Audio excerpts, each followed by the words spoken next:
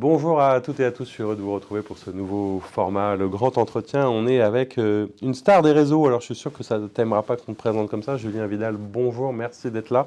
Salut, Tu es bonjour. un Lyonnais, c'est aussi pour ça que c'est important pour nous de t'accueillir et de recevoir. Comment est-ce que tu aimes qu'on te présente? Est-ce qu'on dit militant, écolo engagé, blogueur, écrivain? C'est quoi le mot qui te définit aujourd'hui? Ouais, maintenant, pour engager la conversation, je dis que je suis explorateur des 2030 Glorieuses, voyageur en 2030 Glorieuses, chargé de déploiement en 2030 Glorieuses. Tout de suite, les gens sont un peu perdus. Et du coup, ça amène plein de questions. Ta manière de pitcher un peu pour susciter l'intérêt. Alors c'est vrai que tu es connu parce que tu as notamment écrit un bouquin qui s'appelait Ça commence par moi, avec un site internet, une grosse communauté où tu Ouais, c'est vrai. avais un geste éco-citoyen par jour. Hein. Je crois que ça a été le point de départ de, pas de ton engagement, mais de ta notoriété. Tu as écrit un nouveau livre sur les métiers qui ont du sens. Mais c'est vrai que tu es en ce moment beaucoup autour de ces 2030 glorieuses. Alors moi, la première question, c'est d'où vient le nom et qu'est-ce que c'est que cette communauté? Tu l'as dit, avec Ça commence par moi, il y a eu un effet que je n'avais pas du tout estimé à cette ampleur-là. Mais c'était un bon moment parce qu'on était en 2000, un peu avant 2018, grande mobilisation des Françaises et des Français sur ces sujets. Et du coup, j'ai participé à cette vague à mon humble échelle avec le sentiment qu'à la fois se repositionner dans le présent en se rendant compte de toutes les puissances qu'on avait à notre disposition dans le quotidien, c'était hyper important. Mais après, du coup, ça donne envie de se redresser. Et une fois qu'on regarde loin, on se dit mais où est-ce qu'on va? Il y a besoin de lever la tête. Et il se posait de plus en plus à moi la question. Et des gens dans les ateliers, dans les conférences que je donnais me disaient mais c'est sympa, ça commence par moi, ça me donne envie, mais ensuite qu'est-ce que je fais dans mon boulot? Et à quoi ça ressemble une France où tout le monde vivrait le ça commence par moi? Et c'est ça qui m'a donné envie de lancer les 2030 Glorieuses en disant mais j'ai l'impression moi de les vivre les 2030 Glorieuses parce que j'ai eu plein d'expériences passées dans les ONG, quand j'étais dans les assos à Paris, dans les grands voisins, un tiers-le hyper inspirant. Je voyais tout à fait à quoi ressemblaient ces modes de vie de demain parce que j'y vivais déjà, mais je voyais que c'était pas si évident que ça de s'y projeter. Et j'avais envie de montrer à quel point, si pour moi ça tenait de l'évidence que demain pouvait être mieux, et qu'en fait tout le monde puisse s'en rendre compte. Et donc l'idée des 2030 Glorieuses qui répondent aux 30 Glorieuses, même si les 30 Glorieuses elles étaient dopées au béton, Et au aux pétrole? énergies fossiles et à la surconsommation plastique, et de se dire que là on avait peut-être qui nous attendait des 2030 Glorieuses avec non pas du coup un peu moins bien de ce qu'on fait, mais beaucoup mieux de plein d'autres choses avec de nouvelles abondances. Et ça, j'avais envie de le mettre en avant. Et ces 2030 Glorieuses, à mon avis, on peut les faire advenir avec ces deux leviers majeurs qui sont à notre disposition, nos métiers, et donc pas des métiers de réduction, même si c'est important de réduire tout ce qu'on fait de mal, mais des métiers vraiment d'entraînement, de dynamisme, d'enthousiasme. Et ensuite, l'idée de parler de ces 2030 Glorieuses, presque de reprendre la chose politique dans le bon sens du terme, qui est en réalité de se dire tout ce pourquoi on a envie de lutter ensemble plutôt que de pointer du doigt les incohérences des uns des autres et de défendre un camp dont on ne sait même pas pourquoi on y appartient encore. Ce qui est intéressant, c'est quand on regarde un peu ton parcours, j'ai lu quelque part que tu disais que tu étais un militant un peu relou, repenti. Tu as toujours été engagé dans l'écologie, mais à un moment, j'ai cru comprendre que tu étais davantage dans je donne des leçons plutôt que je suis dans l'action. Qu'est-ce qui a fait le déclic à un moment dans C'est que ta ça vie? marchait pas. Parce que je suis du coup grenoblois d'adoption, j'y ai vécu pendant toute mon enfance, tout le temps à la montagne, tout le temps dans la nature. Et donc cette conscience, elle est née un peu comme ça malgré moi. Et du coup, ça te dépasse, ça malheureusement ressort pas forcément tout le temps de la même manière quand on n'apprend pas à le contrôler. Et du coup, ce qui tenait de l'évidence pour moi n'était pas du tout pour les autres, en fait même au sein de ma famille. Et donc s'écharper sur le bœuf au barbecue Ouais, du le dimanche, dimanche, ça n'a pas de les sens. cadeaux suremballés à Noël, je l'ai fait. Mais en fait, à chaque fois, je me rendais compte que non seulement ça marchait pas, mais qu'en plus, les gens, ils faisaient l'inverse de ce que je leur recommandais. Donc, au bout d'un moment, je me suis dit, pour moi, ma propre santé, l'amour que j'ai avec, l'amour de mes proches, peut-être qu'il va falloir que je change de stratégie. Et paradoxalement, c'est depuis que j'ai arrêté d'essayer de changer mes proches que j'ai vraiment réussi à les changer, parce que j'ai décidé d'utiliser toute cette énergie que je mettais pour essayer de les convaincre. Déjà, moi, pour mieux porter ce changement et le porter avec joie. Et du coup, en fait, quand on est joyeux en France, ça pose tout de suite des questions, parce que c'est bizarre, on n'a pas l'habitude. Et donc, les gens tout de suite se posent des questions, ouvrent des Soit tu as trouvé conversations. un secret incroyable, soit... Exactement. Et là, du coup, ça ouvre les conversations, on enlève les armures et répondre à des questions plutôt que d'imposer les sujets de conversation, c'est vraiment déjà quelque chose de fort qui change tout. Et en plus, l'idée de se dire que, en fait, moi, j'ai pas la vérité et que je dois pas convaincre les ignorants, ça aussi, en termes de posture, ça change. Et du coup, ça m'a demandé un beau travail d'humilité que de me dire qu'en fait, je participe à créer une vérité beaucoup plus complexe, mais à laquelle on participe tous. Et donc, il faut arriver avec plus d'humilité, je pense, sur ces sujets-là. Donc il y a une notion un peu de bienveillance avec soi, d'exemplarité, c'est-à-dire je donne pas des leçons, mais j'essaye de vous montrer comment moi je vis, puis on peut en parler. Alors, mais avec les autres aussi, c'est important de le dire, parce qu'en fait, à partir du moment où je me suis rendu compte que chez les autres, et ça y est, je m'emballe et je parle vite, parce que c'est un sujet qui me parle, mais chez les autres, j'avais plein de choses à apprendre et que je pouvais aussi les mettre dans la position des sachants, en fait, la conversation, elle s'équilibre et ça leur donne encore plus envie de changer. C'est un donnant-donnant, un gagnant-gagnant qui est hyper important. Alors sur cette question, tu vois, moi j'ai souvent une interrogation, alors peut-être c'est de l'ancien qui parle, mais tu sais, on entend beaucoup, par exemple dans l'action politique ou dans la vie politique, on dit il ne faut pas faire de l'écologie punitive. Alors parfois l'écologie punitive c'était un peu effectivement de restreindre, d'obliger, etc. Toi comment tu fais pour contourner cette contrainte et la rendre positive et joyeuse, cette écologie? Moi, je pense qu'il faut tout faire. Et donc, il faut faire de l'écologie punitive. Il faut interdire les SUV, il faut interdire les voyages en avion en France, il faut interdire tout un tas de trucs qui, là, en fait, sont juste intenables. Et tous ces projets d'autoroute dont on parle de plus en plus en ce moment, il y a plein de trucs qu'on doit interdire. Seulement, on ne peut pas se limiter à se dire qu'en fait, l'écologie, c'est interdire. Parce qu'en fait, là, on crée du vide. Et ce vide, soit on se met chacun chez nous, devant notre télé ou sous notre douche qu'on ne peut même plus allumer en chantant All by Myself. J'aime bien cette image, ça marche bien. Soit on se dit, en fait, voilà, pour les visuels, ça marche bien. Soit on se dit, super, on a créé un vide, on peut le remplir. Et donc, de quoi on a envie de le remplir? On a envie de le remplir de loisirs, on a envie de le remplir de solidarité, d'humour, d'amour, de lecture, de cuisine, de balade en forêt. Et en fait, tout ça, c'est éminemment plus positif. Et en fait, même quand on pose la question sincère aux gens de se dire, là, réfléchissez dans l'obscurité de votre oreiller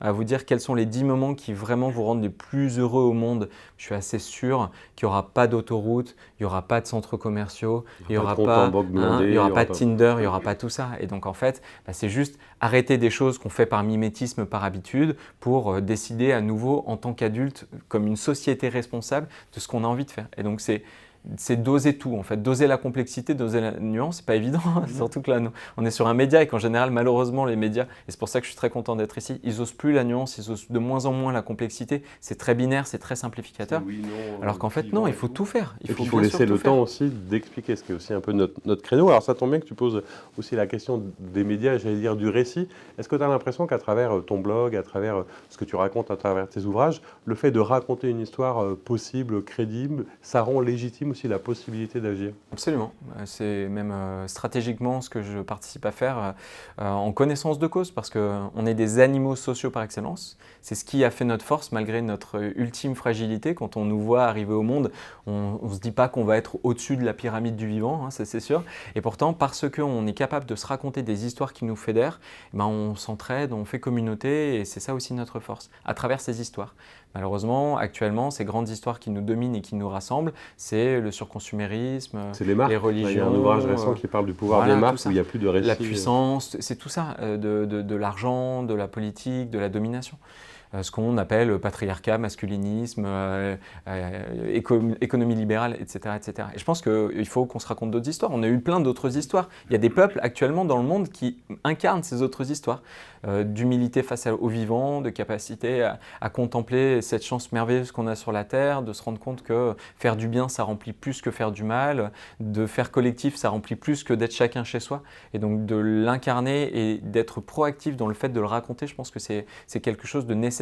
Aujourd'hui, et pour plein de raisons que je comprends tout à fait, les personnes à qui je donne la parole dans le podcast 2030 Glorieux, je me rends compte et je déplore d'une certaine manière qu'elles n'ont pas le temps, elles n'ont pas le savoir, elles n'ont pas l'énergie pour raconter ce qu'elles font, ou pas suffisamment, ou on leur tend pas suffisamment les micros, alors que ces gens-là, en fait, elles font déjà les mondes de demain qu'on désespère de ne pas voir. Quand tu parles des métiers du futur, il y a déjà des tas de métiers qui existent. En fait, les 2030 Glorieuses ou les mondes de demain, ils sont déjà là. On n'a rien à inventer. Et donc, à tous celles et ceux qui nous disent qu'il va falloir inventer les mondes de demain, on imagine le progrès qui passe forcément par l'innovation, c'est du bullshit. On n'a pas besoin. Par contre, il faut que les gens racontent. Il fallait faire de la place. Déblayer et faire de la place parce que c'est là sous-jacent. Alors, c'est vrai que ça donne envie, c'est inspirant, on cherche tous à essayer de raconter quelque chose, de donner envie et tout. Et en même temps, comment est-ce que tu comprends, enfin moi c'est une interrogation, donc si tu as la réponse, ça me va, pourquoi est-ce qu'il y a de plus en plus de personnes qui se disent un peu ou climato-sceptiques, ou qui sont dans l'éco-anxiété, du coup que ça bloque, ou qui se disent finalement ça change rien ce que je fais, donc autant m'arrêter. Comment est-ce qu'on lutte contre ça? Est-ce que c'est pas un truc qui va nous emmener dans le mur? Ouais, moi je trouve que c'est normal. En fait, quand avant j'entendais ces remarques-là, ça m'énervait. Et en fait, maintenant, ça me rend triste pour les gens qui prononcent ces remarques parce que en faisant un travail de plus d'empathie, on se rend compte que ces gens-là, en fait, ils sont enfermés dans ces récits dont ils n'arrivent pas à se sortir. Et ils se rendent compte que toute leur vie, ils ont joué un jeu qui, en fait, a fait du mal aux vivants et va faire du mal aux générations suivantes. Et ils se sentent un peu piégés, malgré eux. Et ils ne l'ont pas fait en conscience. En général, il y a quand même assez peu de gens qui ont dit « Ah, moi, ça me va de niquer la planète, tant pis pour les générations d'après ».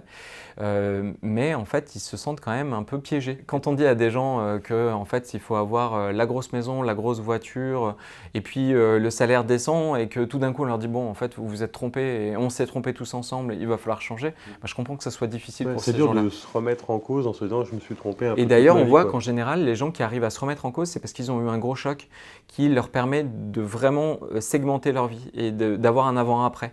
Et parce que, en fait, il y a eu la naissance d'un petit enfant, et ça nous sidère, parce qu'on a eu une grave maladie, parce qu'on a été licencié de manière assez violente, et du coup, ça crée un vide, un arrêt. J'ai l'impression que l'arrêt te permet de se poser. Exactement.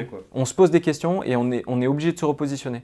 Et pour les personnes qui sont dans le déni, là, c'est pour celles en fait, pour lesquelles ça va être le plus difficile, parce que du coup, elles sentent que ça va être tellement violent qu'elles préfèrent la violence de l'ignorance à la violence de la réalité. Et donc ça, en fait, c'est hyper dur, parce qu'elles font que repousser et de tomber dans le piège de ce que nous dit Churchill, qui dit qu'il vaut mieux prendre le changement par la main que de le prendre par la gorge. Et malheureusement, ces gens-là, le changement, elles vont le prendre par la gorge, et ça va leur faire mal. Et donc, moi, en ce moment, souvent, j'interviens dans des lieux comme Monaco, par exemple, et parce qu'il y a des gens vraiment engagés qui ont envie de faire bouger les choses là-bas. Maintenant, je dis que moi, je fais de l'humanitaire à Monaco, parce que vraiment, ça fait partie de ces symboles de la surconsommation, de la domination, du pouvoir, de l'accumulation. Et en fait, c'est les endroits où ça va être le plus dur, il va y avoir le plus de fracas, le plus de mots, le plus de plaies à penser quand on changera les choses. Parce qu'en fait, les gens, ils sont trop loin, ils se rendent plus compte. Mais c'est-à-dire que même là-bas, il y a une possibilité de faire quelque chose. Alors, on parlait nous, on est très attachés à l'ancrage, parce que je pense que ce qui se fait, ça doit se faire en bas de chez soi, au coin de la rue, c'est ça qui donne quelque chose de tangible. Toi qui es donc à Lyon et qui côtoie beaucoup de personnes à la fois inspirantes et qui s'engagent, est-ce que tu as l'impression qu'il y a une sorte d'écosystème particulier à Lyon? On dit souvent que c'est la terre de l'humanisme, c'est la terre de la solidarité, le berceau de l'ESS, de la mutualité, des premiers EHPAD. Est-ce que tu as l'impression qu'il y a vraiment quelque chose de particulier ici? C'est marrant parce que effectivement, moi je le sens comme une évidence. Et après, quand je suis avec mes potes qui vivent à Nantes, ils me disent mais Nantes c'est vraiment une ville comme aucune autre. Là, il n'y a pas longtemps, j'étais à La Rochelle et on me disait mais tu sais, La Rochelle c'est vraiment la ville où le changement s'incarne tout de suite. Quand je suis à Lille, mes copains me disent mais tu sais que là il y a un truc un peu particulier qui s'y passe. Et en fait, toutes les villes ont l'impression que voilà, il y a le truc qui se passe. Ce qui est sûr, c'est que aujourd'hui, quand on arrive à connaître un peu les coins à 2030 glorieuses, comme quand on connaît les coins à champignons, non seulement on les partage, mais en plus on arrive à en faire notre vie du quotidien. Et c'est pas qu'on se met des œillères, mais c'est qu'on arrive à plus trop être happé par les sollicitations du monde d'hier. Et donc moi, c'est vrai que je suis beaucoup plus insensible maintenant aux publicités dans la rue, aux boutiques qui sont remplies de lumière et de couleurs pour nous attirer. Et j'arrive à bien me balader, déambuler entre tous les... Tu voyais d'autres choses que les gens voient plus. Exactement, je sais regarder d'autres choses. C'est un entraînement, je dis pas que c'est facile, mais par contre, c'est vrai qu'en fait, du coup, j'ai l'impression que Lyon est déjà un peu dans ces 2030 glorieuses, à taille humaine, à taille effectivement du territoire, et parce que la map, parce que le vêtement de seconde main, parce que l'atelier de réparation, parce que tout ça, en fait, ça me fait que moi, j'ai déjà l'impression depuis en fait belle lurette de vivre dans les 2030 glorieuses, et c'est d'autant plus rassurant que je sais que quand on tombera sur nous-mêmes, ces fameux effondrements dont on parle, ces chocs civilisationnels, ces grands ralentissements, en fait, je sais que le maillage de résilience, de résistance peut-être, en fait, il est déjà là. Donc, il n'y a rien qui a besoin de sortir de terre. C'est juste mieux se regarder, mieux se considérer et peut-être même carrément faire preuve de plus d'ambition. Alors, tu mets beaucoup d'enthousiasme, d'énergie, de bonheur et de joie dans la cause que tu défends et qui visiblement t'habite et que tu incarnes. Est-ce que, comme tout le monde, et ça aiderait aussi, tu as des moments de doute, de questionnement, de quête de sens nouvelle qui t'amènent à soit te poser des questions, soit à être freiné un peu, ou tu ne doutes même plus de la réalité de ce Ah là, tu doit m'as faire. pris dans un bon jour, là. Ouais. Non, en fait, j'ai de la chance, c'est que actuellement, à travers le podcast 2030 Glorieuses, on a créé un format d'atelier de prospective. Ce qui est ton actu un peu. Voilà, et on voyage collectivement en 2030 Glorieuses, fait voyager comme ça des professionnels, des élus, des gens à l'école, vraiment du grand public, tout le monde. Et donc, moi déjà, ça c'est un peu ma source d'énergie infinie, puisque quand j'emmène les gens en 2030 Glorieuses, de voir, même chez les Français, la capacité utopiste aussi proche, aussi facile à réveiller et aussi débordante quand on lui laisse un peu de place et quand on la nourrit, ben moi ça me donne une énergie déjà qui me permet de me lever avec un peu plus d'entrain que ce que pourrait laisser croire voilà, le chaos ambiant.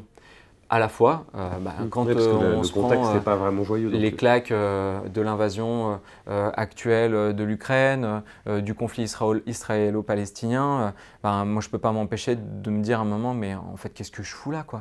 Est-ce que je suis à ma bonne place? Et le temps tu de me t'interroges sur poser le cette sens de ce que question-là, tu fais aussi. Quand et même. là tu vois, je reviens renouveler avec encore plus d'envie d'agir parce que je me rends compte que plus je suis dans un contexte d'équilibre fragile, voire désespéré, et plus j'ai l'impression que ce que je fais est nécessaire.